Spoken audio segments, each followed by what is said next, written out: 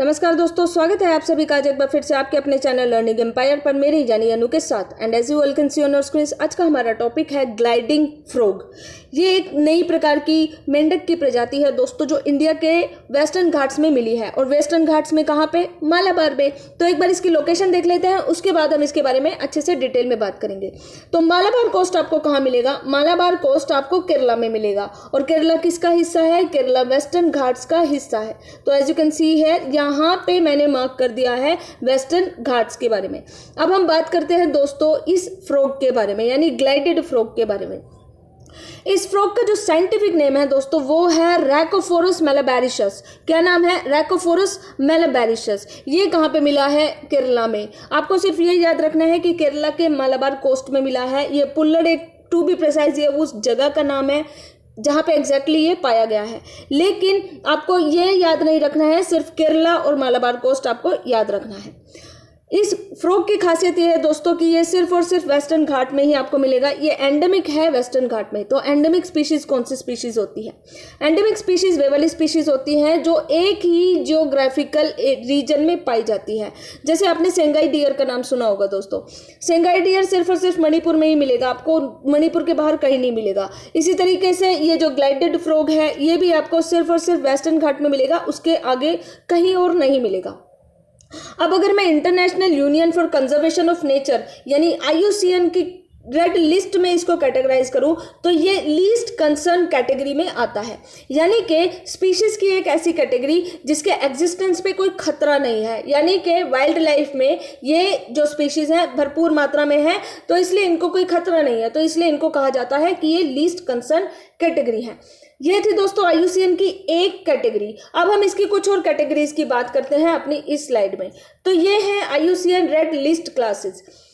सबसे पहले हमारी कैटेगरी है नियर थ्रेटेंड।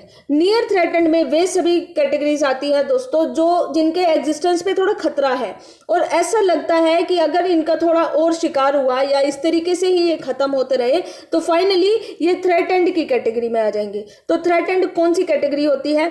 थ्रेटेंड वो वाली कैटेगरी होती है जिसमें स्पीशीज के ऊपर अब खतरा मंडराने लगा है। इसके बाद आती है एक नई जो क्लास है, वो है वल्नरेबल। वल्नरेबल में हाई रिस्क ऑफ एक्सटिंक्शन होता है इन द वाइल्ड। याद रखिएगा, इन द वाइल्ड ओनली, ठीक है। तो वाइल्ड में ऐसी स्पीशीज जिनके एक्सटिंक्शन पे हाई रिस्क का खतरा है, यानी कि एग्जिस्टेंस पे खतरा है वाइल्ड में, तो उसको बोला जाता है वल्नरेबल। यहाँ पे हाई रिस्क है। अब जब इससे ज्यादा और भी ज्यादा हाई रिस्क हो जाएगा तो वो आ जाएगा फिर एंडेंजर्ड स्पीशीज में।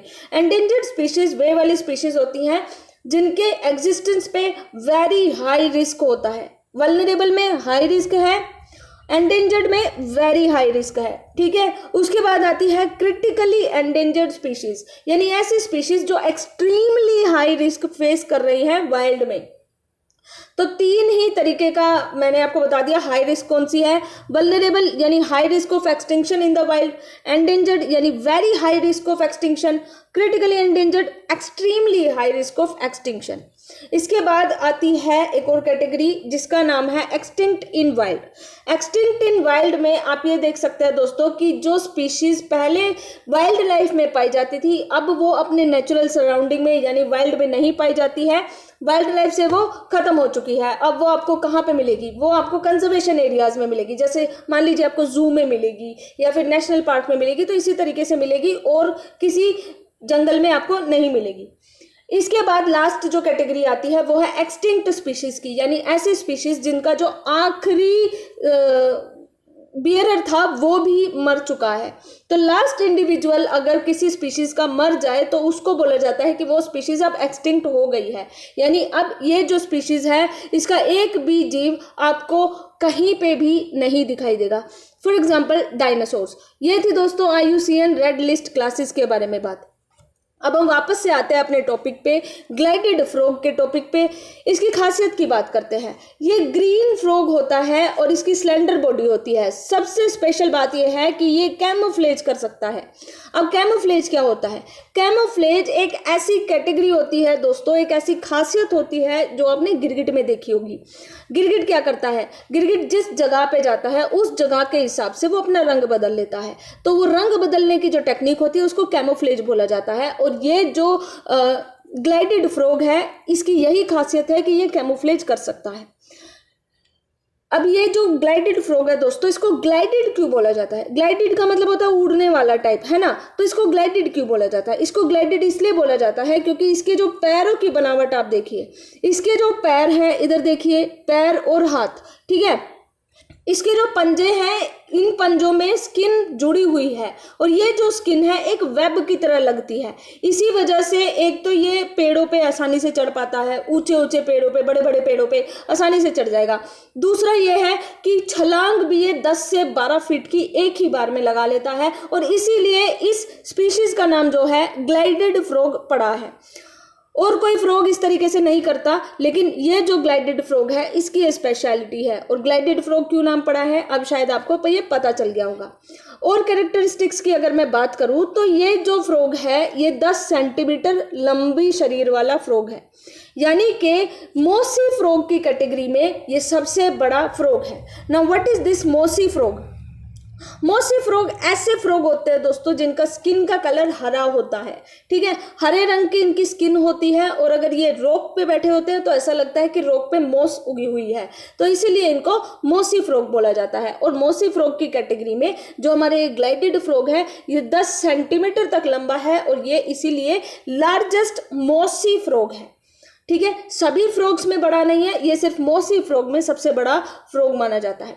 इसका जो ब्रीडिंग पीरियड है ये मॉनसून का ब्रीडिंग पीरियड है। कब ब्रीड करते हैं? ये मॉनसून के टाइम में ब्रीड करते हैं। और फीमेल्स की अगर मैं स्पेसिफिकली बात करूं तो ये लश ग्रीन लीव्स को चुनती हैं जो वाटर बॉडी के ऊपर तैर रही है। तो ब्रीड करने के लिए ऐसे पत्तियों को चुनती है ये फीमेल्स जो पानी के ऊपर तैर रही होती है, ठीक है। इनकी बॉडी बहुत ज्यादा सॉफ्ट होती है, as their body is so soft they can live only in moist forest with streams, ठीक है। तो आगे अगर हम इसकी और स्पेशलिटी की बात करें, अदर क्वालिटीज की बात करें, तो ये नेस्ट जो है आप देख रहे होंगे कि ये रुईदार इसका नेस्ट है। तो इसको क्या बोला जाता है? इसको बोला जाता है फोम नेस्ट। क्या बोला जाता है? Foam nest.